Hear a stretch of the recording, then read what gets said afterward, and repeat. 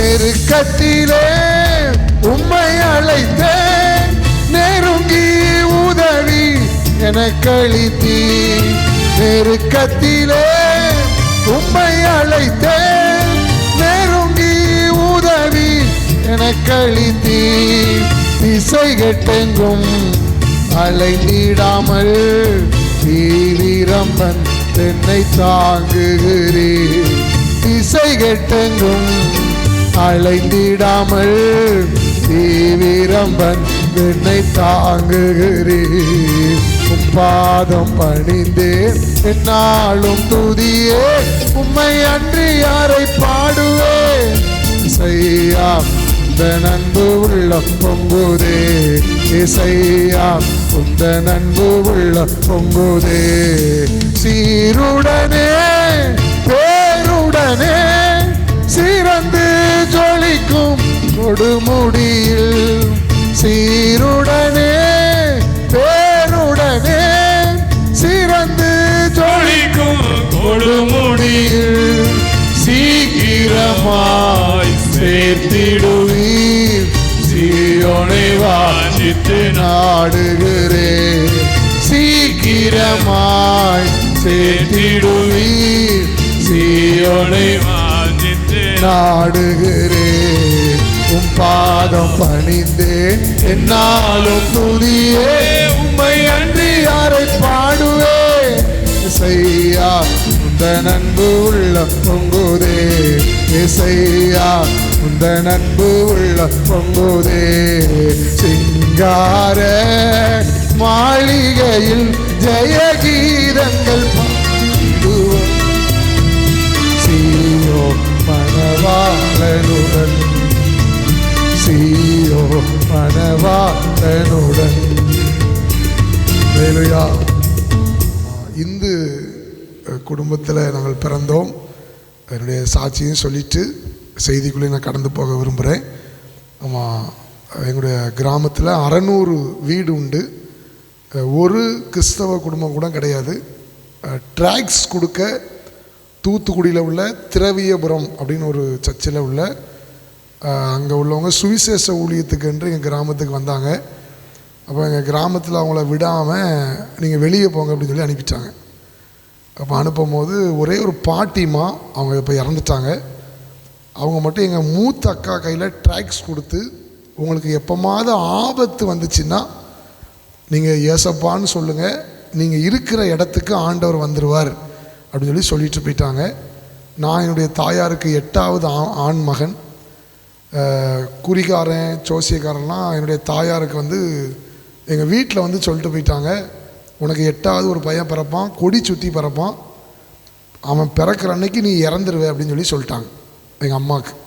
எங்கள் அம்மா பேர் வித்யலட்சுமி, எங்கள் அப்பா பேர் சண்முக பெருமாள். அப்போ நான் பிறந்த அன்னைக்கு அவன் சொன்ன மாதிரி கொடி சுற்றி தான் பிறந்திருக்கிறேன். நான் பிறந்த அன்னைக்கு எங்களுடைய தாயாருக்கு ஜன்னி வெட்டு வந்துட்டு, என்னுடைய தாயாரை காப்பாற்ற முடியாமல் ஆஸ்பத்திரியிலேருந்து ஊருக்கு அனுப்பிட்டாங்க. ஊருக்கு மத்தியில் என்னுடைய தாயாருடைய மூச்சு இழுத்து கொண்டு இருக்கும்போது என்னுடைய மூத்த அக்காவுக்கு திடீரென்று ஒரு அந்த பாட்டி சொல்லிட்டு போச்சே, ஆபத்து வந்துச்சுன்னா இல்லையா இப்படி இயேசுவேன்னு கூப்பிடுங்கன்னு சொல்லிச்சேன்னு சொல்லி சேசுவே அப்படின்னு சொல்லி எங்கள் அக்கா கூப்பிட்டுருக்குறா. ஒரு ஒளி என்னுடைய தாயார் மேலே எல்லாரும் பார்க்கத்தக்க, மனுஷீகத்தில் தரிசனம் இல்லை, எல்லாரும் பார்க்கத்தக்க என்னுடைய தாயார் மேலே ஒரு ஒளி பட்டு 33 வருடங்கள் என்னுடைய தாயார் உயிரோடு இருந்து, நம்ம எங்கள் வீட்டில் 3 பேர் முழு ஊழியராக மாறுவதற்கு என்னுடைய தாயார் எங்களை ஜெபித்து எங்களை ஆண்டவருக்குள்ளே வளர்த்தார்கள். அல்லேலூயா, அல்லேலூயா. பல பிரச்சனை. நம்ம 2 வயதில் என்னுடைய தகப்பனார் ஆண்டவரை ஏற்றுக்கொண்டதுனால அவர் வீட்டை விட்டு வெளியே போயிட்டார். நீ இப்படி அல்லேலூயா கூடத்துக்கு போனால், நீ இப்படி கிறிஸ்டினாக போனால் நான் குடும்பத்தெல்லாம் பார்க்க மாட்டேன்னு சொல்லி தாயார் தான் எங்களை வளர்த்தாங்க. வளர்த்து திருச்சபைக்குள்ளேயே வளர்க்கப்பட்டோம், ஆண்டவர் அறிகிற அறிவில் வளர்க்கப்பட்டோம். ஆமாம், முழு நேரமாக 3 பேர் இன்றைக்கி ஆண்டவருக்கு நாங்கள் ஊழியம் செய்கிறோம். அல்லேலூயா, அல்லேலூயா. ஆமாம், பல பல பிரச்சனை, கோடிக்கணக்கான பிரச்சனை. ஆனால் இந்த அனாதி தேவன் எங்களை கைவிடவே இல்லை. அல்லேலூயா, காருண்யத்தாலே. நீங்கள் சிரமமாக இருந்தால் தம்பி போடுவாங்க ஒன்றும் இல்லையா? ஆளே இழுத்து கொண்டார் தூய தேவ அன்பே, காண்டாந்திரத்தில் நயம் காட்டி உன்னை துந்தி அழைத்தார். இந்த தேவன் என்றென்றும் உள்ள சதா காலமும் நமது தேவன், மரண பரியந்தம் நம்மை நடத்திடுவார். அநாதி தேவன் நம் அடைக்கலமே, அவர் நித்திய புயங்கள் நம் ஆதாரமே. கண்டுனை அழைத்தவர் கரமதை பார், அவர் கைவிடா திருப்பார். கண்டுனை அழைத்தவர் கரமதை பார், அவர் கைவிடா திருப்பார். ஆண்டுகள் தோறும் நமக்கு அவர் அளித்த ஆசிகளை எண்ணிப்பார், எண்ணிப்பார், எண்ணிப்பார், எண்ணிப்பார். ஓ ஒன்றாய் அதை எண்ணிப்பார், ஓ ஒன்றாய் அதை எண்ணிப்பார். காப்பார், நம்மை காப்பார், காத்தவர் காப்பார், இன்னமும் இனிமேல் காத்திடுவார். கலங்காதே மனமே காத்திடுவார். என்ன இன்பம் என்னாவர் பெயரில் ஆனந்தமே அதன் நினைவில். என்ன இன்பம் என்னாவர் பெயரில் ஆனந்தமே அதன் நினைவில். அதிசயம் நடக்கும், அற்புதம் பெருகும், அதிசயம் நிகழும், என்றென்றும் ஜெயிக்கும். இயேசென்னும் நாமம் நாவுக்கு சுகீதம், ஞானிலம் தனில் என் அரணேயா. அல்லேலூயா. கோடிக்கணக்கான நன்மையை எங்களுக்கு ஆண்டவர் செஞ்சிருக்கிறார். 1 2 இல்லை, இப்போ நான் அதை சொல்லலை, செய்தி கொண்டு வந்திருக்கிறேன். செய்தியை தியானிக்க போகிறோம். இந்த ஊருக்கு நான் வந்திருக்கிறேன். மகாராஜ் மசாலா அவங்க அப்பா தெரியுமா? பாஸ்கர்னு. அவங்க இங்கே கூட்டு வந்திருக்கிறாங்க. அவங்க வீட்டில் தான் நாங்கள் வளர்க்கப்பட்டோம். அவங்க விறகு கடை வச்சுருந்தாங்க. நான் சின்ன பிள்ளையில் அவங்க அப்பா, யாருக்கு தெரியுமான்னு தெரில, தெரியாதோ? மகாராஜ் மசாலான்னு சொல்லி எங்கள் தூத்துக்குடியில் இருக்குது. அவங்களுக்கு இந்த ஊர் தான், பாஸ்கர்னு. ஆமாம், அவங்க விறகு கடை வைக்கும் போது அப்படியா? மூத்தக்கானே கோயம்புத்தூரில் இருந்தாங்களே, வந்திருக்கிறேன். அவங்க வீட்டில் தான் நாங்கள் வளர்க்கப்பட்டு அந்த அண்ணன் என்னை ஊராக கூட்டு போவாங்க. கூட அவங்க ட்ரம் அடிக்கலாம் கூட்டு போவாங்க. இன்றைக்கி உங்கள் மத்தியில் வந்து ஊழியத்தை நிறைவேற்றும்படி கர்த்தர் கொடுத்த நல்ல கிருபைக்காய் ஸ்தோத்திரம். ஐயாவுக்காய் ஸ்தோத்திரம். எல்லா வேத புத்தகத்தை திருப்பிக் கொள்ளுவோம். 2 பகுதியாக பேச போகிறேன். 1 மணி வரைக்கும் ஒரு பகுதியாகவும், நீங்கள் வேகமாக முடிச்சுட்டு வந்துட்டீங்கன்னா அடுத்த பகுதி நான் பேசுவேன். கர்த்தர் உங்களை ஆசீர்வதிப்பார்கள். யோசுவா எழுதிய புஸ்தகம் 14வது அதிகாரம், என்னுடைய 13வது வசனத்தையும் 14வது வசனத்தையும் ஒருவர் நிறுத்தி வாசிப்போம். அப்பொழுது யோசுவா எப்னேயின் குமாரனாகிய காலேபை ஆசீர்வதித்து எபிரோனை அவனுக்கு சுதந்திரமாக கொடுத்தான். 14. ஆதலால் கேனாசியனான எப்னேயின் குமாரனாகிய காலேப் இஸ்ரவேலின் தேவனாகிய கர்த்தரை உத்தமமாய் பின்பற்றினபடியினால் இந்நாள் மட்டும் இந்த வசனம் நம்ம எல்லாருக்குமே தெரியும். ஆண்டவர் எனக்கு கற்றுக் கொடுத்த, உங்களுக்கு ஒரு விளக்கம் இருக்கிற சத்தியத்தை இந்த நாளில் கர்த்தர் நமக்கு விளங்க பண்ணி தருவாராக. அல்லேலூயா. ஆமாம், இஸ்ரவேல் மக்களை மோசே என்னும் தலைவன் அவன் ஆண்டவருக்குள்ள வழி நடத்தினான். வாக்கு தத்தங்களையும் திருச்சட்டங்களையும் இந்த மோசே பெற்றுக்கொண்டான். ஆனால் அதை சுதந்திரமாக பங்கிடக்கூடிய பாக்கியத்தை கர்த்தர் மோசேக்கு தரலை. அதை தன்னுடைய பணிவிடக்காரனாக இருந்த யோசுவாவுக்கு கொடுத்தார். அல்லேலூயா. இவன் இந்த இந்த இடத்துல 3 சம்பவம் உள்ளே இருக்குது. அது கவனமாக கவனிங்க. அந்த 13லையும் 14லையும் 3 சம்பவம் இருக்குது உள்ள. ஒன்று, ஆண்டவர் தன்னுடைய ஜனங்களுக்கு ஏதாவது கொடுத்தார் அப்படின்னா அவர் அதை மனப்பூர்வமாக ஆசீர்வதித்து கொடுக்கணும். அல்லேலூயா, அல்லேலூயா. கொஞ்சம் ஒத்துழைப்பு கொடுங்க. கொடுத்தீங்கன்னா நான் கொஞ்சம் மலமலன்னு சொல்லிடுவேன். ஆண்டவர் வேண்டா வெறுப்போட யாருக்காவது ஏதாவது கொடுத்துடக்கூடாது. ஆபிரகாமுக்கு ஈசாக்கை கொடுப்பது தான் அவனுடைய பரிபூர்ணமான சித்தம். ஆனால் பாருங்கள், ஆபிரகாமுடைய அந்த முரண்பாடு, சாராளுடைய அந்த பிழை, இஸ்மவேலை ஆண்டவர் வேண்டா வெறுப்போடு கொடுத்தார். அல்லேலூயா. நீங்கள் பைபிளில் கூட ஈசாக்கு யாக்கோவை ஆசீர்வதிக்கும் போது பாருங்கள், ஒரு வார்த்தை அதில் வருது, இன்னான் என்று அறியாமல் ஆசீர்வதித்தான். அல்லேலூயா. அப்போ ஆண்டவர் மனப்பூர்வமாக ஆசீர்வதித்து தம்முடைய ஜனத்துக்கு ஒரு நன்மையை கொடுக்கணும். ரெண்டாவது ஒரு வார்த்தை வருது, எபிரோன். என்னது? எபிரோன். மூன்றாவது ஒரு வார்த்தை வருது, இந்நாள் மட்டும் இருக்கிறபடி. பாருங்க, ஆண்டவர் ஆசீர்வதித்து கொடுத்துருக்கிறாரு, எபிரோனை கொடுத்துருக்கிறாரு. அந்த எபிரோன் இந்நாள் வரைக்கும், இந்த உலகம் முடிகிற வரைக்கும் அது எபிரோனை தான் இருக்கும். அல்லேலூயா. நான் இருக்கிறவராகவே இருக்கிறேன். ஏன் இந்த எபிரோனை காலேப் யோசுவா கிட்ட கேட்குறார்? எபிரோன் என்றால் என்ன? 7 அர்த்தங்களை சொல்கிறேன். இந்த எபிரோனை காலேப்புக்கு கொடுப்பதற்கு காலேப்கிட்ட உள்ள தகுதி என்னன்னு சொல்லி டீ பிரேக்கு அடுத்து பின்பக்கத்தில் சொல்ல போகிறேன். நம்ம கொஞ்சம் கவனமாக கவனிங்க. எபிரோன் என்றால் முதல் அர்த்தம் ஆதியாகமத்தின் புஸ்தகம். ஆமாம், நீங்கள் எடுத்தவங்க வேகமாக வாசிக்கலாம். 13வது அதிகாரம் கடைசி வசனத்தை யாராவது ஒருவர் சத்தமாய் வாசிப்போம். கூடாரத்தை பெயர்த்து கொண்டு போய் எபிரோனில் இருக்கும் மம்ரேயின் சமபூமியில் சேர்ந்து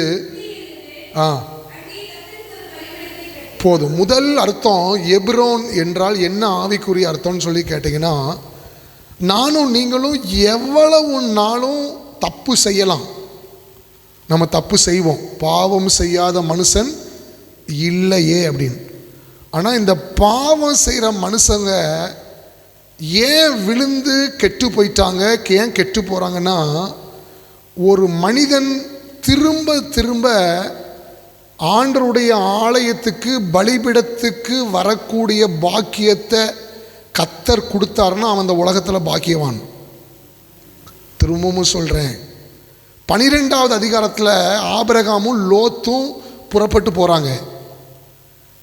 ஆபிரகாம் 7வது வசனத்தில் ஒரு தவறு செஞ்சிட்டார். அடிமைத்தன ஆவிக்கு உட்பட்டு எகிப்து தேசத்தில் ஆகிய ஆகார உள்ள கூட்டு தப்பு செஞ்சிட்டார். இப்போ இந்த தப்பு செஞ்சவர் அடுத்து பழைய ஏற்பாட்டுப்படி பலிபீடம் கெட்டக்கூடாது, பலிபீடத்துக்குள்ளே வரக்கூடாது. அல்லேலூயா, அல்லேலூயா. நீங்கள் கொஞ்சம் யோசிச்சு பாருங்கள். லூசியேல், பிரதான தூதனாகிய லூசியேல் ஒரு தப்புமே பண்ணலை. அவன் மனசுக்குள்ள பெருமையை கொண்டு வந்தான். நான் அழகாக இருக்கிறேன், நான் மகிமையாக ஆராதிக்கிறேன், நான் தேவனுக்கு மேலே என்ன செய்வேன். அவன் விபச்சாரம் பண்ணலை, கொலை பண்ணலை, எதுவுமே செய்யலைங்க. ஆனால் தள்ளப்பட்ட அவன் திரும்ப தேவனிடத்தில் வருவதற்கு பரலோகமும் தேவனும் ஒரு சின்ன வாய்ப்பை கூட கொடுக்கல. அல்லேலூயா. யூதாஸ் காரியத்தை 30 வெள்ளிக்காசு மேலே இச்சித்தான். ஆனால் அவன் திரும்ப ஆண்டவர்கிட்ட வருவதற்கு பரலோகம் அவனுக்கு இரக்கம் காட்டவே இல்லை. அல்லேலூயா. ஆனால் எவ்வளவோ தவறுகளை நானும் நீங்களும் பண்ணியிருந்தாலும் விழுந்து போன தாவீது, புரிஞ்சுதானே சொல்கிறது உங்களுக்கு? விழுந்து போன தாவீதின் கூடாரத்தை நான் திரும்பவும் எடுத்து அப்போ நீங்கள் கேட்பீங்க, அப்போ ஒரு மனுஷன் கால் இந்த ஆலயத்துக்குள்ள வர்றது பாக்கியமா பிரதர்? ஆமாம். திரும்ப திரும்ப திரும்ப இந்த பலிபீடத்துக்கிட்ட நம்ம வருவோமானால், நம்ம பலி செலுத்துவோமானால், நீங்க கவலையே படாதீங்க. ஆண்டவருடைய இரக்கம், மகா இரக்கம் உங்க மேலேயும் உங்க குடும்பத்து மேலே இருக்குன்னு அர்த்தம். அல்லேலூயா, அல்லேலூயா. முன்னறிந்தே என்னை அழைத்தீரே, முதற் பேராய் நீர் இருக்க. முன்னறிந்தே என்னை அழைத்தீரே, முதற் பேராய் நீர் இருக்க. அதான் படிக்கிறோம். அல்லேலூயா. தாயின் கருவில் லோத்துக்கு பலிபீடம் கட்டுற வாய்ப்பே கொடுக்கலங்க ஆண்டவர். யூதாஸ் காரியத்துக்கு பலிபீடம் கட்டக்கூடிய வாய்ப்பே கொடுக்கல. லூசியேலுக்கு பலிபீடம் கட்டக்கூடிய வாய்ப்பே கொடுக்கல. ஆனால் ஏதோ நம்ம இவ்வளவு தடுக்கி தடுமாறி இருந்தாலும் ஏதோ வாரம் வந்து அல்லேலூயா ஸ்தோத்திரம் இயேசுநாதா உமக்கென்றும் ஸ்தோத்திரம் இயேசுநாதா, ஸ்தோத்திரம் இயேசுநாதா உமக்கென்றும் ஸ்தோத்திரம் இயேசுநாதா. ஸ்தோத்திரம் செய்கிறோம் இன்னடி யார் தீரு நாமத்தின் ஆதரவு. ஸ்தோத்திரம் செய்கிறோம் இன்ன நாமத்தின் ஆதரவில். நல்லவரே வல்லவரே ஆராதனை ஆராதனை. நல்லவரே வல்லவரே ஆராதனை ஆராதனை. கரெக்டாக பரலோகம் ஒரு வேடை வைக்க ரோமரில், நான் யார் மேலே இரக்கமாக இருக்க சித்தமாக இருப்பேனோ. நம்ம நினைச்சாலும் இந்த கிறிஸ்தவ வாழ்க்கையை பண்ண முடியாது. இல்லையா? நான் நினச்சி நம்ம அதெல்லாம் பண்ணவே முடியாது. அவருடைய மகா இரக்கம் என் மேலே உங்கள் மேலே இருந்துச்சுன்னா நானும் நீங்களும் தப்பி கரை சேர்ந்துருவோம். இல்லையா? இந்த இரக்கம் இருக்கு அப்படிங்கிறது அடையாளம் தான் நம்ம திரும்ப திரும்ப பலிபீடத்துக்கும் பலிபீடம் கெட்டுவதற்கும் வருவது. நம்ம எபிரோன் என்றால் முதல் அர்த்தம் தேவனுடைய மகா பெரிய இரக்கம் என்று அர்த்தம். சொல்லுங்க, தேவனுடைய மகா பெரிய இரக்கம் என்று அர்த்தம். ரெண்டாவது எபிரோன் என்றால் ஆதியாகமத்தின் புஸ்தகம் 18வது அதிகாரம் 1வது வசனம். வேகமாக படிங்க. பின்பு கர்த்தர் மம்ரையின் சமபூமியிலே அவனுக்கு தரிசி போதும். ரெண்டாவது எபிரோன் என்றால் என்ன அர்த்தம்னா, ஆண்டவர் பேசுகிற இடம், ஆண்டவருடைய சத்தம் கேட்கிற இடம், ஆண்டவரை தரிசிக்கிற இடம் என்று அர்த்தம். லோத்து பெரிய பங்களாவில் குடியிருந்தான், குழு குழுன்னு ஏரியாவில் குடியிருந்தான். அல்லேலூயா. செல்வ செழிப்போட கூட இருந்தான். ஆனால் ஆண்டவருடைய குரல் ஒன்று கூட லோத்துக்கு லோத்துடைய வம்சத்துக்கு கேட்கவே இல்லை. புரியுதா? செய்தி புரியுதா? எபிரோன்னா ரெண்டாவது அர்த்தம் என்னன்னா, நம்ம எந்த நிலையிலனாலும் இருக்கலாம், ஆனால் ஆண்டவர் உலாவுகிற இடத்துல நம்ம இருக்கிறோமா? நான் ஊழியத்து நிமித்தம் பெரிய பெரிய பணக்காரங்க வீட்டில் நான் தங்க வைக்கப்படுகிறேன். அப்போ வெள்ளிக்கிழமை அவங்க என்கிட்ட அந்த ரூமில் விட்டுட்டு சொல்லுவாங்க, பிரதர் நல்லா ரெஸ்ட் எடுங்க, என்ன வேணாலும் கேளுங்க அப்படிம்பாங்க. நானும் சரின்ட்டு போயிடுவேன். ஒரு ரூம் நம்ம அந்த கதவுல இருந்து இது வரைக்கும் இருக்கும், ஒரு ரூம். இல்லையா? ஆனால் படுப்பேன் பாருங்கள். படுத்துட்டு அவங்க 3வது நாள் கேட்பாங்க, நல்லா இருந்துச்சா பிரதர், உங்களுக்கு கம்ஃபர்டபுளாக இருந்துச்சா அப்படின்னு கேட்பாங்க. நான் அப்போ தான் சொல்லுவேன், இந்த வீட்டில் ஆண்டவர் இல்லை பிரதர், இந்த வீட்டில் தேவ சமூகம் இல்லை, இந்த வீட்டில் தேவ தூதருடைய பணிவிட இல்லை. அல்லேலூயா. ஆனால் குச்சி இடத்துல போய் படுப்பேங்க, பாத்ரூமே இல்லாத இடத்துல போய் தங்குவேன். ஆனால் படுத்தா எலும்புன உடனே 4-5 தரிசனம் வந்துடும். அல்லேலூயா. கிறிஸ்தவ ஜீவிதம் எதுல தெரியுமா இருக்கு? நம்ம எந்த நிலைமையில இருந்தாலும் ஆண்டவர் நம்ம கூட பேசுகிறார், நமக்கு தரிசனம் இருக்கு, நமக்கு பரிசுத்த ஆவியினுடைய ஆளுகை இருக்குன்னா நீங்கள் பயப்படாதீங்க. அல்லேலூயா. எந்த சூழ்நிலையும் அவர் அன்பில் இன்று என்னை பிரிக்காது காத்து கொள்வார். எந்த சூழ்நிலையும் அவர் அன்பில் இன்று நம்மை பிரிக்காது காத்து கொள்வார். என்னை நம்பியவர் தந்த பொறுப்பதனை அவர் வரும் வரை காத்து கொள்வேன். என்னை நம்பியவர்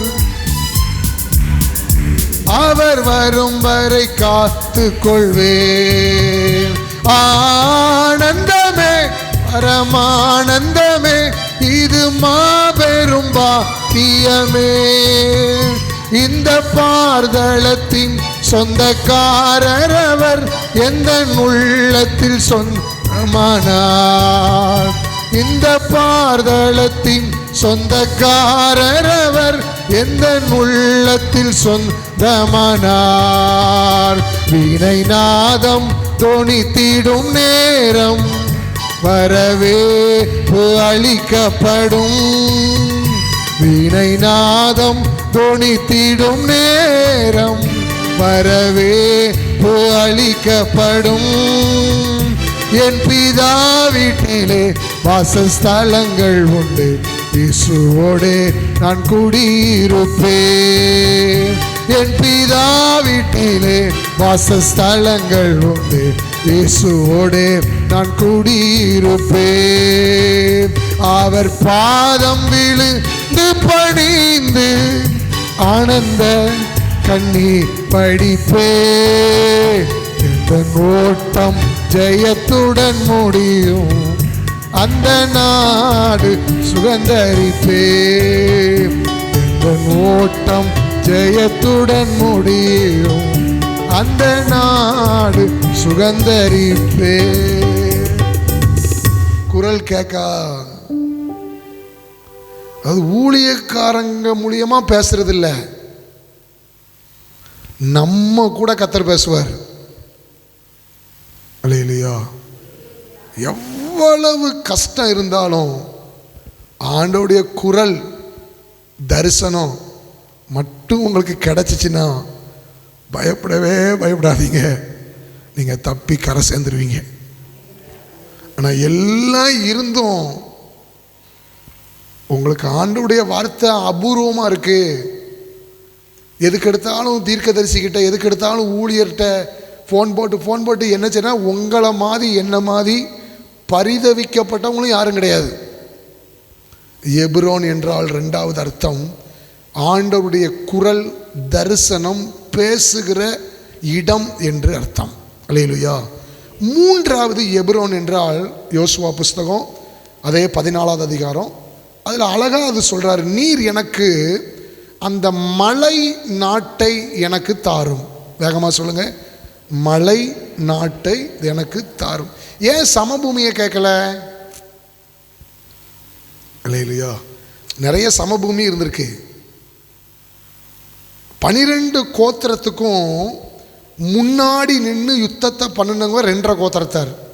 ரூபன் கோத்திரத்தார், காத் புத்திரர், மனாசையினுடைய பாதி கோத்திரத்தார். இவங்க தான் சண்டை போட்டிருக்கிறாங்க. ஆனால் இப்படி முன்னாடி நின்று யுத்தம் பண்ணவன் கூட எதை வாங்கியிருக்கான்னு போட்டிருக்கு பைபிளில். அப்படின்னா என்னாகுமோ 32 போட்டிருக்கு, ஆடு மாடுகளுக்கு தகுந்த இடம். என்ன இடம்? நம்ம நல்லா இருக்கணும், நம்ம ஆண்டவர், அந்த எண்ணம்லாம் கிடையாது. எங்கள் ஆடு மாடுக்கு புல் இருக்குது, எங்கள் ஆடு மாடுக்கு ஏதாவது ஒன்று இருக்குது, அந்த இடத்த எங்களுக்கு என்ன செஞ்சுருங்க, தந்துருங்க. ஆனால் அந்த காலேப் எவ்வளவு விவரமானவங்க பாருங்கங்க.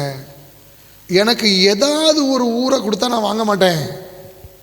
எனக்கு மலை நாட்டை எனக்கு தரணும். மலை நாடு என்றால் என்ன அர்த்தம்? பைபிளில் ஏன் அந்த மலை நாடு என்று சொல்லப்பட்டிருக்கு அப்படின்னா, 2 விதமான அர்த்தம் இந்த மலை நாடு என்றால். முதல் அனுபவம், இந்த பூமிக்குரிய அனுபவம் எங்களுக்கு வேண்டாம், எங்களுக்கு ஒரு மேலான அனுபவம் எங்களுக்கு வேணும் ஆண்டவரே. அல்லேலூயா. மேகஸ்தம்பம் மேலிருந்து பாதுகாக்குது, பாதை காட்ட பகலெல்லாம் கூட செல்லுது. மேகஸ்தம்பம் மேலிருந்து பாதை காட்ட பகலெல்லாம் கூட செல்லுது. அன்பான தேவன் என்னோடு வருவார், அது போதும் நம்பாதிலே. அன்பான தேவன் நம்மோடு வருவார், அது போதும் நம்பாதிலே. தேவா நான் எதினால் விசேஷித்தவன், ராஜா மனதை தீனம் எதினா இது எதினா, நீர் என்னோடு வருவதினா. எதினா இது எதினா, நீர் என்னோடு இருப்பதினா. ஆண்டவர் ரெண்டு காரியத்தை வேத புத்தகத்தில் வச்சிருக்கிறார். ஒன்று இந்த பூமிக்குரிய காரியம், நம்ம வாழுவதற்கு, நம்முடைய பிள்ளைகள் வாழுவதற்கு, நம்முடைய சமுதாயம் வாழ்வதற்கு, ஆசீர்வதிக்கப்பதற்கு. ஆனால் இன்னொன்னையும் பைபிள் மறைச்சே வச்சிருக்கு. எபேசியர் 1:3 அழகா பவுல் அதை தீர்க்க தரிசனமாக சொல்கிறார். உன்னதங்களில் உள்ள, வாய் திறந்து சொல்லுங்க, உன்னதங்களில் உள்ள சகல விதமான ஆசீர்வாதத்தினாலும் அவர் நம்மை ஆசீர்வதித்திருக்கிறார். அப்படின்னா ஏற்கனவே நமக்கு கொடுக்கப்பட்டாயிற்று. இனி நமக்கு ஆண்டவர் ஒன்றும் கொடுக்க போகிறதில்ல, ஏற்கனவே கொடுக்கப்பட்டாயிற்று. ஆனால் நீ அந்த மேலான அனுபவத்தை, அந்த மலையின் அனுபவத்தை நானும் நீங்களும் பெறணும் அப்படின்னா இந்த பூமியில் இருந்து கொஞ்சம் சிரமப்பட்டு மேலே ஏறணும். அல்லேலூயா சொல்லுங்க. அல்லேலூயா. உனக்கு அந்த எல்லாமே கொடுத்தாச்சு, மேலே இருக்கு. நம்ம ஒரு 2 காயிட்டு தான் சொல்கிறேன், உங்களுக்கு புரிஞ்சிடும்.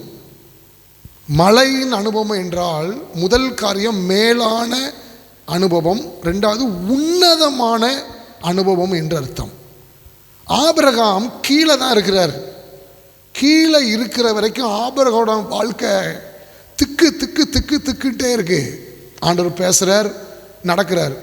நான் பாருங்க, ஆண்டவர் திடீரென்று வந்து ஒரு சத்தத்தை சொல்கிறார், ஆபிரகாமே நீ கொஞ்சம் மோரியா மலைக்கு ஏறி வாயேன்.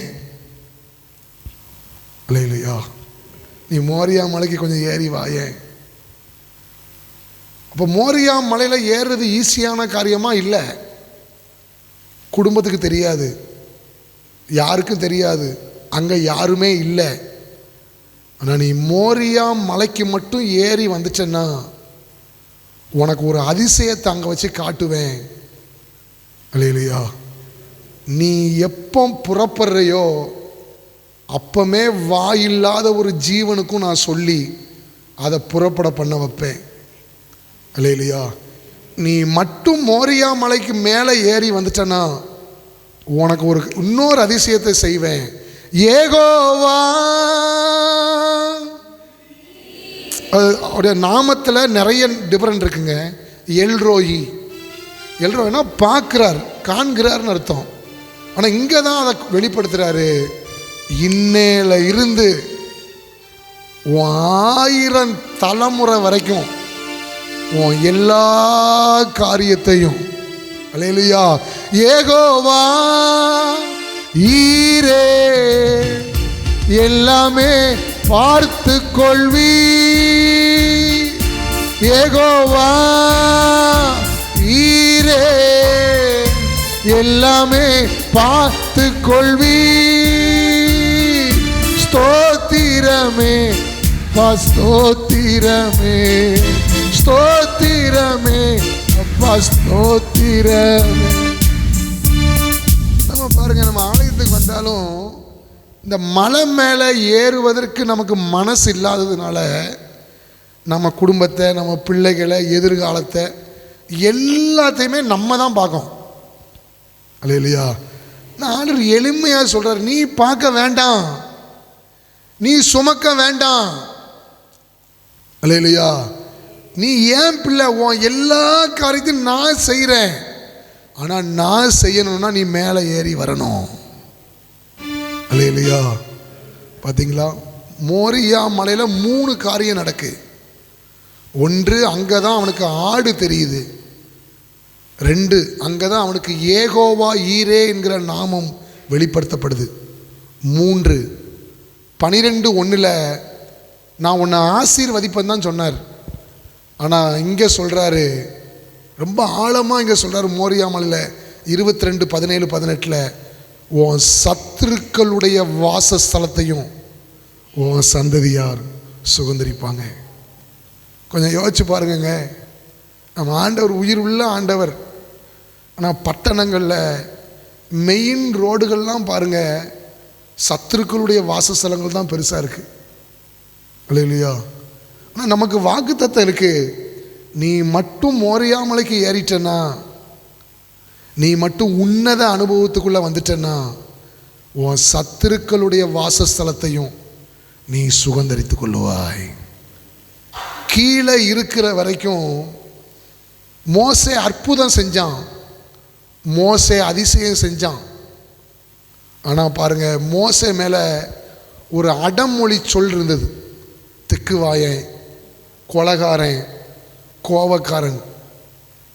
ஆனால் கொஞ்சம் கஷ்டப்பட்டு, ஆண்டவரே இந்த அற்புதம், இந்த அதிசயம் வேண்டாம் ஆண்டவரே அப்படி சீனாய் மலை உச்சியில் ஏறினான் பாருங்க. கீழே வரும்போது 34:29 போட்டிருக்கு. யாத்ராமோ 34:29 மோசே உடைய முகத்தை பார்க்க ஜனங்கள் பயந்தார்கள். நம்ம வீட்டில், நம்ம வாழ்க்கையில் நிறைய காரியம் ஏன் தெரியுமா நமக்கு எதிர்த்து நிற்கி. இல்லையா, நம்ம அதுக்கு போராடிக்கிட்டே இருக்கோங்க. எனக்கு இது கீழ்ப்படிய மாட்டுக்கு, நான் சொன்னால் இது கேட்க மாட்டுக்கு, எனக்கு இது கட்டுப்பட மாட்டுக்கு நம்ம நினைக்கிறோம். ஆனால் தேவ பிரசன்னம், தேவ சமூகம் நமக்குள்ளே இல்லாததுனால எல்லாமே நம்மளை எதுக்கு. இல்லையா, 33 வரைக்கும் பாருங்கள். யாத்ராமம் 3 தொடங்குகிற மோசே வாழ்க்கையில் 33 அதிகாரம் வரைக்கும் அப்பப்போ சில பிரச்சனை வருது. சிலவங்க எதுக்குறாங்க, முறுமுறுக்கிறாங்க. இந்த மலை மேலே ஏறிட்டு வந்தான் பார்த்தீங்களா, ஜனம் அவன் மேலே உள்ள அல்லேலூயா தேவ சாயல் லாக மாறி தேவனோ இருப்பே நானும் தேவனோ இருப்பே. தேவசாயல் லாக மாறி தேவனோ தேவனோ இருப்பே. உன்னத சீயோன் மலை மேல் என் அருமை இயேசுவுடன் உன்னதர் சீர்.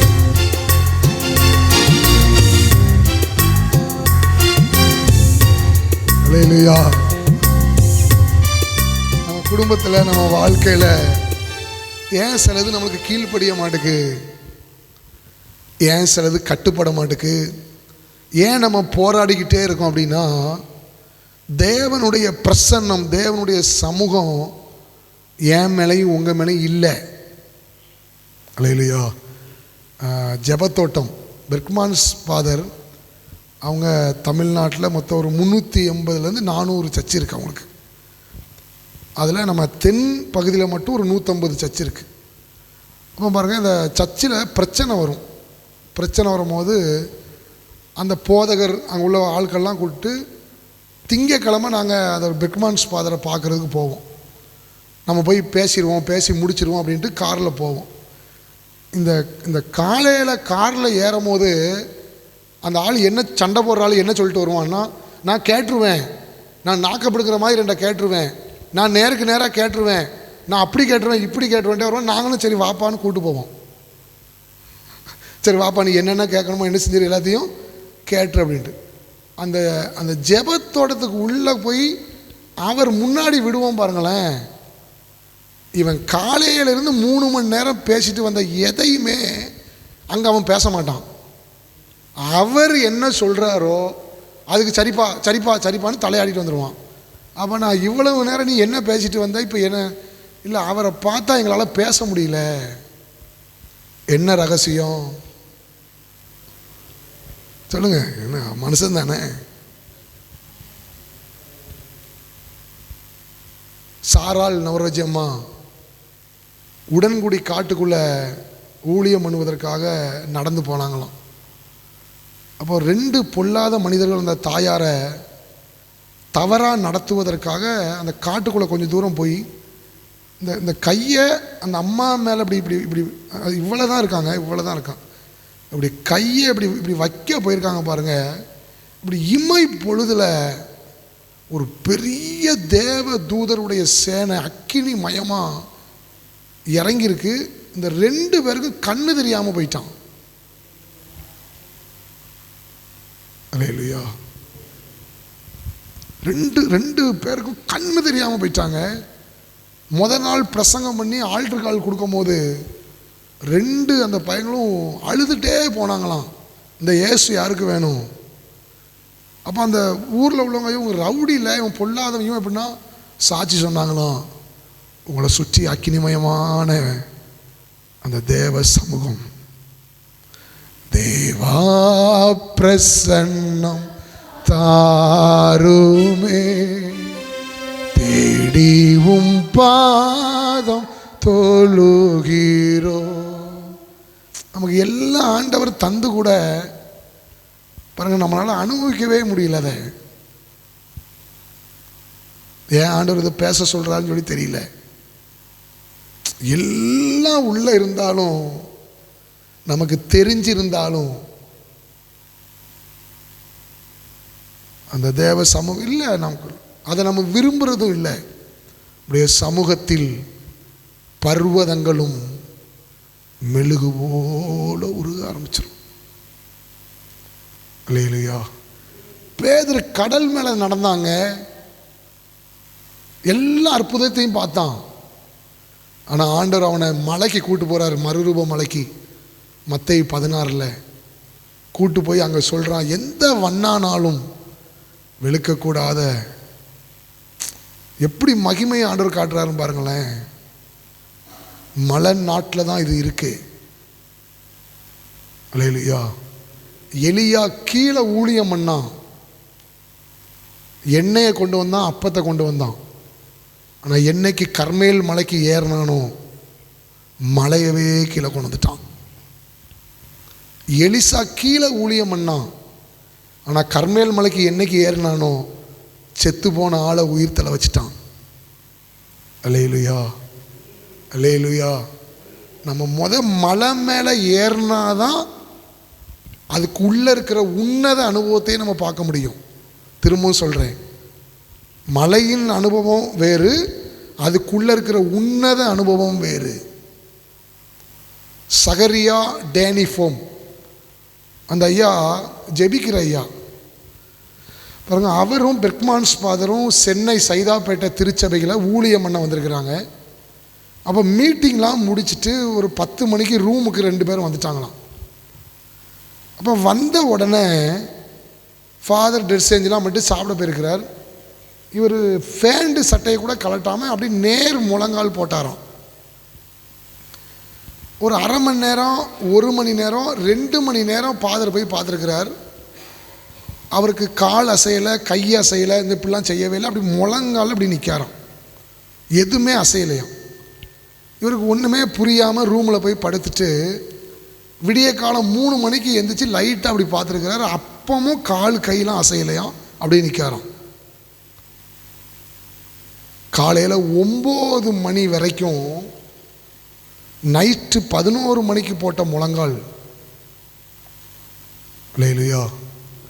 காலுக்கு எதுவுமே அசையலையாங்க, அப்படி நிற்காராம். இவர் போய் ஃபாதர் போய் சைதாப்பேட்டை சபையில் போய் ஆராதனைலாம் நடத்தியிருக்கிறார். முடித்த உடனே அந்த அந்த பரிசுத்தன் வந்திருக்கார், சகரியா டேனிஃபோம். அவர் வந்து மைக்கை பிடிச்சி ஹோலி ஸ்பிரிட் அப்படின்னாராம், ஒரே வார்த்தை. ஜனம் கைத்தட்டலை, பாட்டு படிக்கலையாம், ஏங்கி ஏங்கி ஆள ஆரம்பித்தாங்களாம். இல்லையா?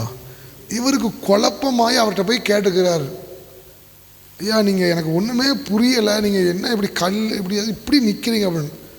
அப்போ அவர் சொன்னாராம், ஜெபங்கிறது கை காலெலாம் அசைச்சு 1 மணி நேரத்தை போக்கணுங்கிறது ஜெபம் கிடையாது. அல்லேலூயா, அல்லேலூயா. எந்த ஜெப வேளை உமை தேடி வந்தே, தேவா பதில் தாருமே. எந்தன் கோட்டை எந்தன் தஞ்சம் நீரே, உம்மை நான் நாடி வந்தே. உட்கார வச்சு சொன்னாராம், 1 மணி நேரத்தை போக்கணும், இந்த 1 மணி நேரம் அப்படி செய்யணும், அது இல்லை ஜெபம். இவ்வளவு வல்லமையான ஆண்டவர்கிட்ட மனம் திறந்து உறவு கொள்ளுவது தான் ஜெபம். அவர் சொல்லி கொடுத்தாராம், இவங்க ஃபாதருக்கு சொல்லி கொடுத்துருக்கிறாருங்க. நான் முழங்கால் போட்டு 10 அல்லது 15 நிமிஷம்தான் நான் ஸ்தோத்திரம் பண்ணி வாய் திறந்து கையை தட்டி ஜெபம் பண்ணுவேன். இந்த 15 நிமிஷத்துக்குள்ள ஹோலி ஸ்பிரிட் பரிசுத்த ஆவியானவர் என்ன ஆட்கொள்வார். அதுக்கு பிறகு என்ன நடக்குன்னே எனக்கு ஒன்றுமே தெரியாது. எனக்கு ரொம்ப நாள் ஒரு டவுட் இருந்துச்சு, பகலெல்லாம் ஏசப்பா ஊழியம் பண்ணியிருக்கிறார், நடந்து ஊழியம் பண்ணியிருக்கிறார், அல்லேலூயா, உடலை வருத்தி ஊழியம் பண்ணியிருக்கிறார். இது எப்படி இரவெல்லாம் அவர் ஜெபித்தார்னா எப்படி சாத்தியமாகும் சொல்லுங்க? அல்லேலூயா. அது வந்து பரிசுத்த ஆவியினால் நிரப்பப்பட்டால் மட்டுமே அந்த ஜெபத்தை அவங்களால பண்ண முடியும். அல்லேலூயா. எஜமானன் இயேசு முகம் தேடுவேன், என் கண் கர்த்தாவின் கரம் நோக்குமே. எனக்கு ஒத்தாசை அவரால் கிடைக்கும், என்னை அழைத்தார் அவர் சேவைக்கே. எனக்கு ஒத்தாசை அவரால் கிடைக்கும், என்னை அழைத்தார் அவர் சேவைக்கே. காலை நேர இன்ப ஜெப தியானமே, கருணை பொற்பாதம் காத்திருப்பேன். அதிகாலையில் அறிவை உணர்த்தி அன்போடு இயேசு தினம் பேசுவார். அதிகாலையில் அறிவை உணர்த்தி அன்போடு இயேசு தினம் பேசுவார். பல லட்ச ரூபா கடனுங்க எங்கள் வீட்டில். அப்பா வீட்டை விட்டு ஓடிட்டார். ஒரு அம்மா ரிச்சால எங்களை உட்கார வச்சு தூத்துக்குடியில் 2ஆம் கேட்டுன்னு ஒரு பகுதி இருக்குது, அங்கே இருந்து விஓசி காலேஜுக்கு கூட்டு வந்தாங்க. ரிச்சால குடும்பமே தற்கொலை பண்ணி செத்துறணும், வாழ முடியாது அப்படின்னு சொல்லியிருந்தோம். பாருங்கள், ஒரு அப்போ சின்ன பிள்ளைல 50,000க்கு மேலே கூட்டம் இருக்கும். நாங்கள் எங்கள் அம்மா எங்கள் அக்கா மாதிரிலாம் வந்து ஒரு டீப் லைட் பக்கத்தில் ஒரு மீட்டிங்கில் உட்காந்துருந்தோம். டிஜிஎஸ் தினகரன் ஐயாவுடைய மீட்டிங். அதான் 50,000க்கு மேலே தான் இருக்கும் அது. அப்போ அந்த மேலே வந்த அந்த பரிசுத்தவான் பாருங்கள், கரெக்டாக இத்தனாவது டீப் லைட்டு பக்கத்தில் ஒரு ஆள் உட்காந்துருக்குன்னு சொல்லி சொல்கிறாரு. அது அங்கேருந்து என்னென்னா, இத்தனாவது டீப் லைட்டு பக்கத்தில் இந்த இடத்துல உன் பேர், இந்து பேர் விஜயலட்சுமி, கிறிஸ்தவ பேர் எலிசபெத், நீ சாக வேண்டாம், உன் குடும்பத்தை கர்த்தர் வாழ வைக்க போகிறார். அல்லேலூயா. தமிழ்நாட்டில் இந்திய தேசத்தில் அதிகமான இந்து ஜனத்தை ஏசப்பா பக்கம் திருப்பின பரிசுத்தவான் அவர் மட்டும்தான். அல்லேலூயா. ஆனால் நமக்கு இது மட்டும்தான் தெரியும். ஆனால் அந்த கூட உள்ள அந்த ஐயா எங்கள் சபைக்கு வந்திருந்தாங்க. அப்போ அவங்க சொன்னாங்க பாருங்கள், பெரிய கன்வென்ஷன் மீட்டிங்லாம் முடிஞ்சு அந்த ரூமுக்கு வருவாங்க பார்த்தீங்களா, வரும்போது அவங்க ஃபேமிலிலாம் சாப்பிட்றதுக்கு உட்காந்துருவாங்களாம். அல்லேலூயா. ஆனால் அந்த ஐயா மட்டும் துணியை கூட கழட்ட மாட்டாராங்க. அங்கேயே மீட்டிங் ஜெபம் பண்ணி முடிக்க 11:30 மணி ஆயிருமா. இந்த துணியை கூட கலட்டாமல் அப்படியே ஜெப ரூமுக்கு வருவாராம். அல்லேலூயா. நம்ம 10 நிமிஷமோ 20 நிமிஷமோ அரை மணி நேரமோ நம்ம ஜெபிச்சு நம்ம குடும்பத்தில் என்னத்தை நம்ம மாற்ற முடியும்னு நினைக்கிறீங்க? அல்லேலூயா. கொஞ்சம் அப்படி நீங்களே கூட சிந்திச்சு பாருங்கள். நான் அம்மாவா அண்ணன் தம்பியாக சொல்கிறேன். நம்ம ஒரு 10 நிமிஷமோ 20 நிமிஷமோ அரை மணி நேரமோ 1 மணி நேரம் என்ன தேசத்தில் மாற்றிட முடியும்னு நினைக்கிறீங்க? இது வேணால் நம்ம திருப்திக்கு வேணால் நம்ம ஜெபிச்சுக்கலாம். ஆனால் நம்மளை கொண்டு கர்த்தர் எதுவும் செய்ய முடியாது. அல்லேலூயா. அல்லேலூயா. என்னைனா சேர்த்து தான் சொல்கிறேன். இது வேணால் நம்ம குடும்பம் வாழும், நமக்கு தேவைகள் சந்திக்கப்படுமே தவிர நம்மளை கொண்டு கர்த்தர் கிரியை செய்யணும் அப்படின்னா, அல்லேலூயா, இரவெல்லாம் கண் விழித்து ஜெபிக்கணும், இரவெல்லாம் கண் விழித்து ஜெபிக்கணும், எதை நினைத்தும் கலங்காம துதிக்கணும், எதை நினைத்தும் கலங்காம துதிக்கணும். நிரப்புங்கப்பா நிரப்புங்கப்பா என் பாத்திரத்தை தண்ணீரால நிரப்புங்கப்பா, நிரப்புங்கப்பா நிரப்புங்கப்பா உங்க பரிசுத்த ஆவியால நிரப்புங்கப்பா. பரிசுத்த ஆவியே பக்தர்கள் துணையாளரே, கூட இருப்பவரே, கூரைகள் தீர்ப்பவரே.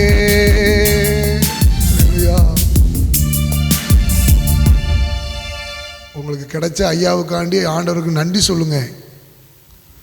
அம்புட்டு சபையும் இரவு ஜெபம் கிடையாது. என்னையே கூப்பிடுவாங்க, நான் வரமாட்டேன்ருவேன். இரவு ஜெபமாம இல்லை 7 to 9 நான் வரலன்றுவேன். அல்லேலூயா. அம்புட்டு முடிஞ்சதுங்க. சங்கீதம் 74 போட்டிருக்கு, பரிசுத்த ஸ்தலத்தில் சத்துரு அனைத்தையும் கெடுத்து போட்டான், கெடுத்து போட்டான்.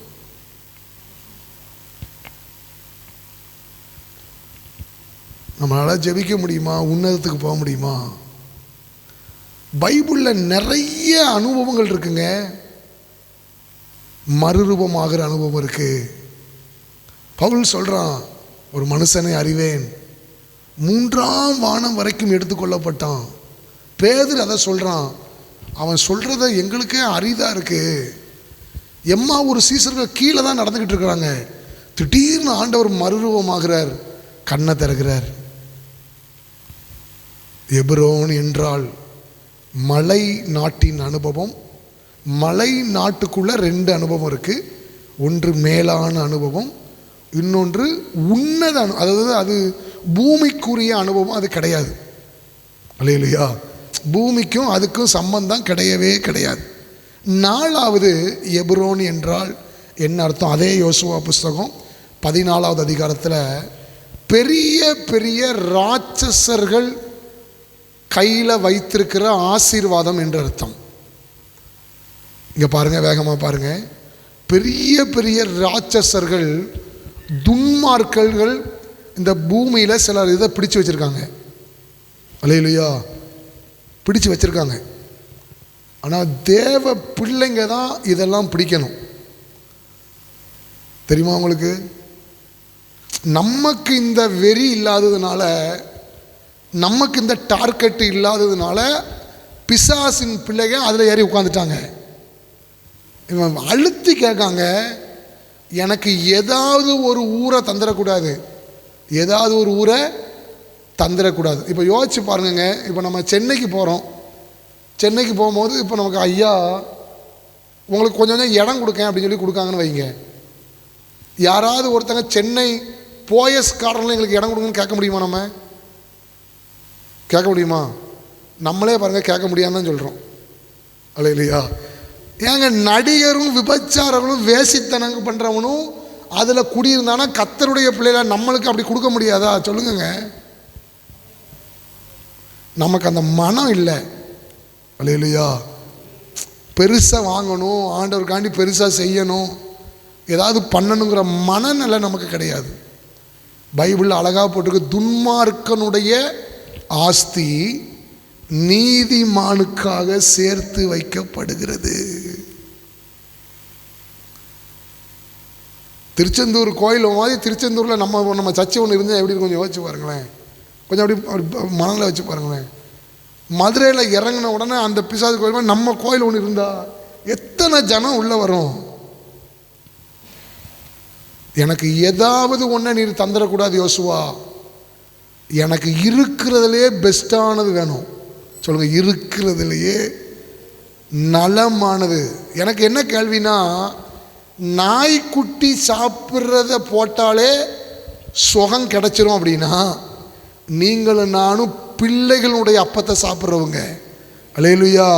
நான் சுகமானேன், நான் சுகமானேன் புண்ணியரின் காயங்களால். நான் சுகமானேன், நான் சுகமானேன் புண்ணியரின் காயங்களால், புண்ணியரின் காயங்களால்.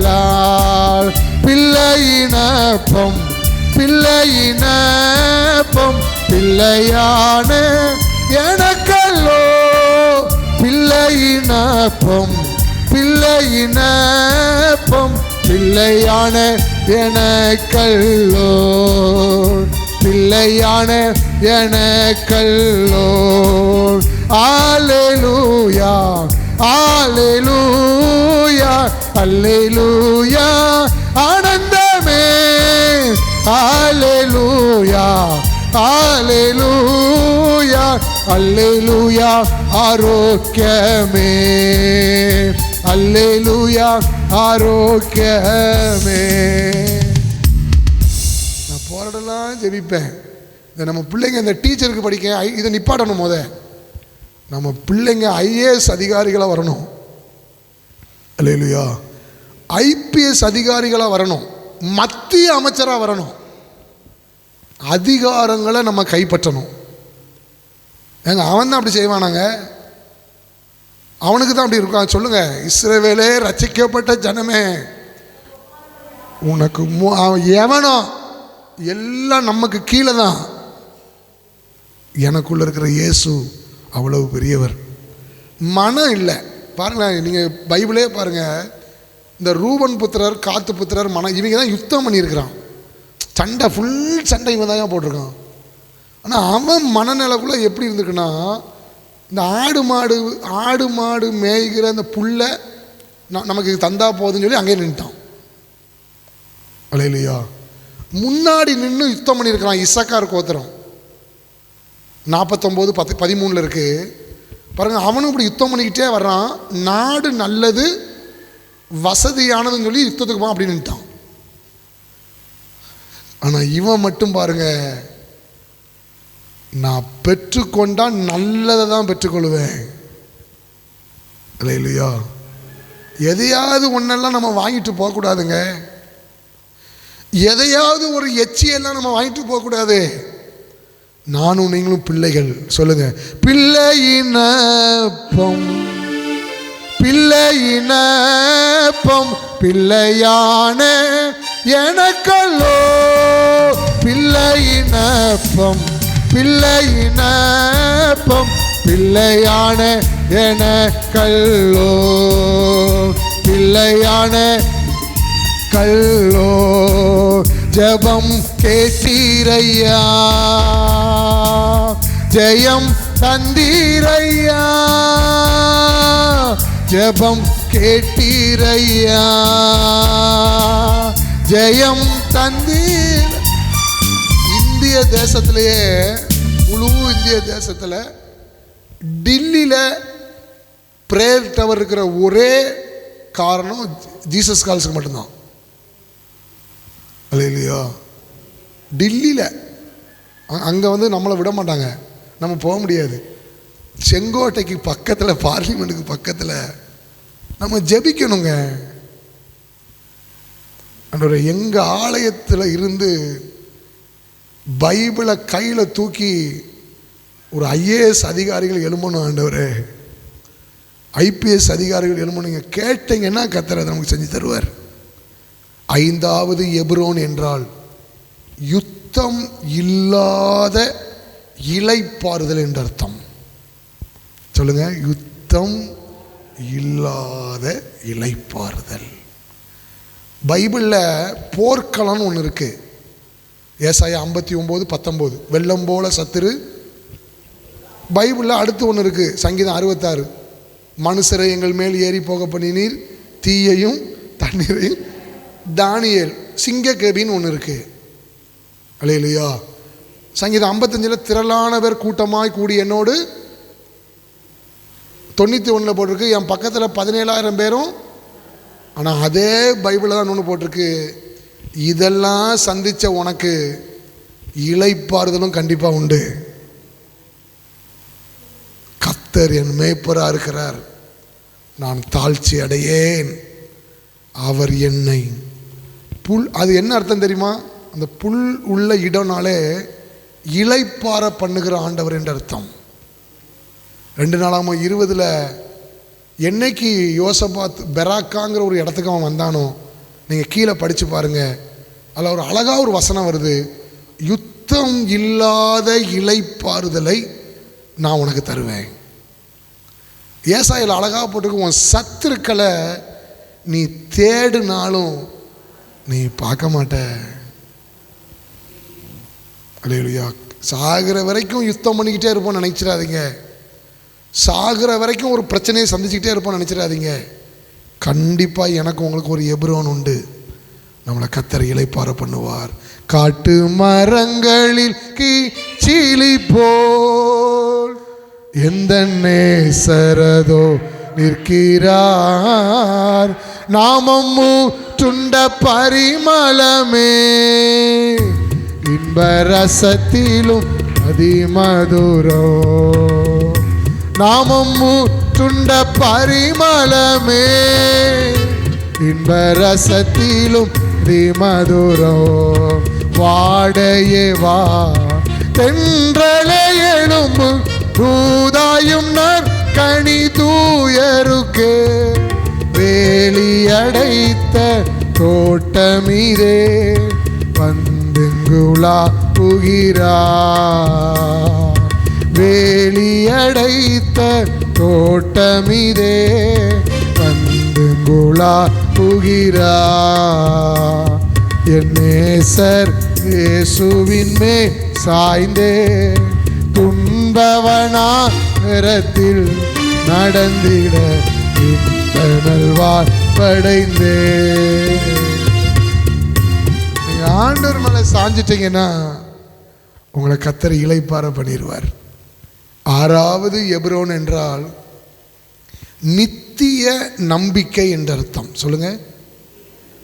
பைபிளில் நம்ம பழைய ஏற்பாட்டுடைய பரிசுத்தவான்கள்லாம் பாருங்க, அவங்க எப்போ இறந்து போனாலும் ஒரு வார்த்தையை சொல்லுவாங்க, நீ இந்த இடத்துல எங்களை அடக்கம் பண்ணிடக்கூடாது அப்படிம்பாங்க. எங்கே?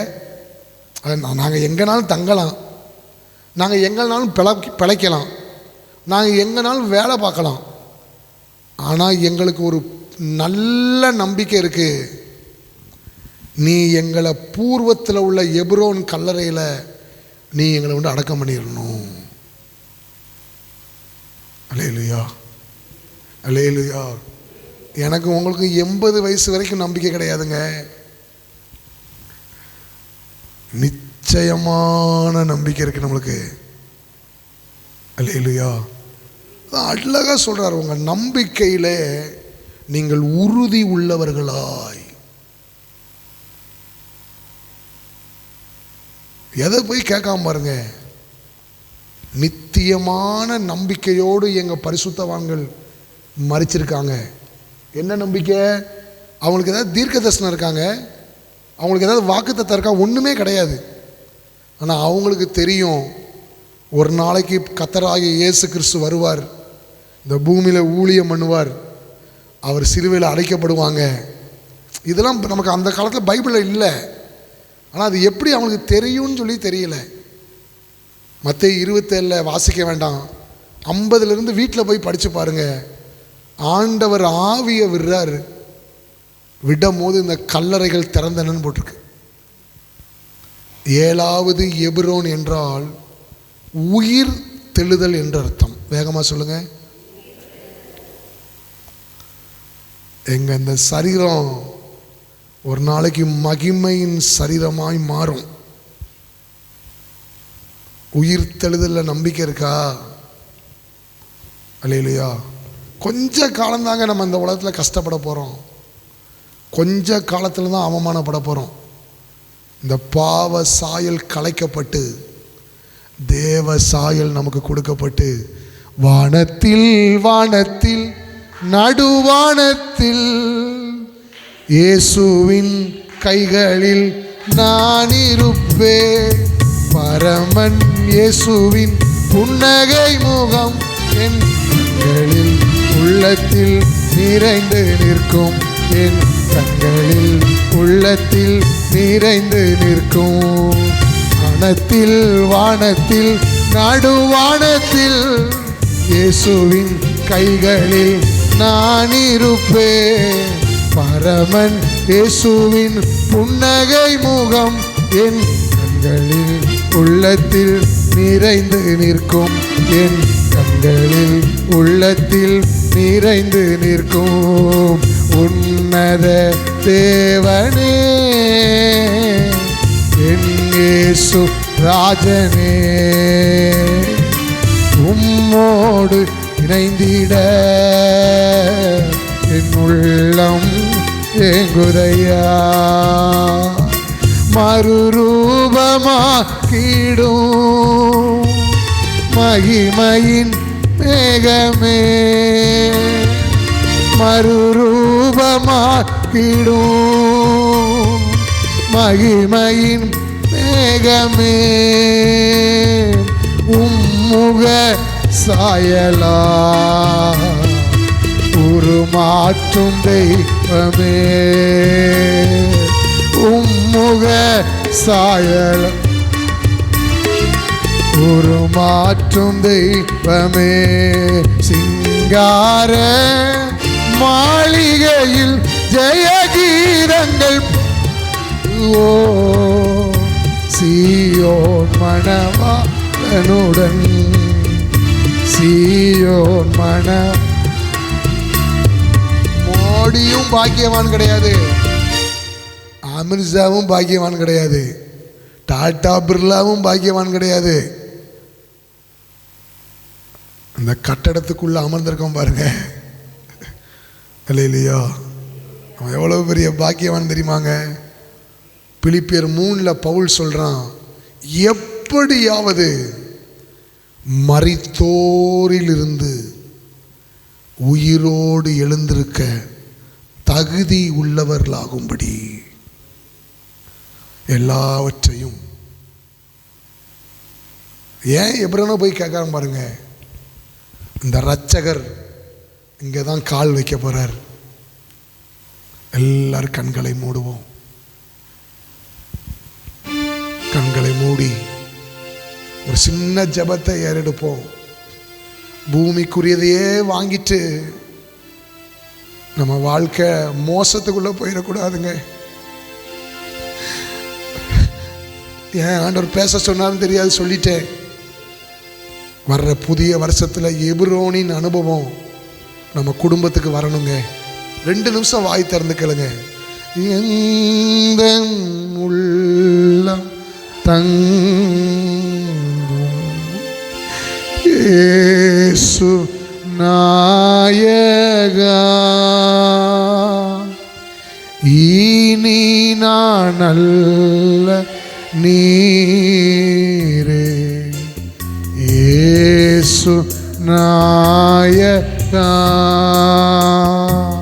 எந்தன் உள்ளம் தங்கும் இயேசு நாயகா. இனி நான் அல்ல நீரே இயேசு நாயகா. இயேசு நாயகா. இயேசு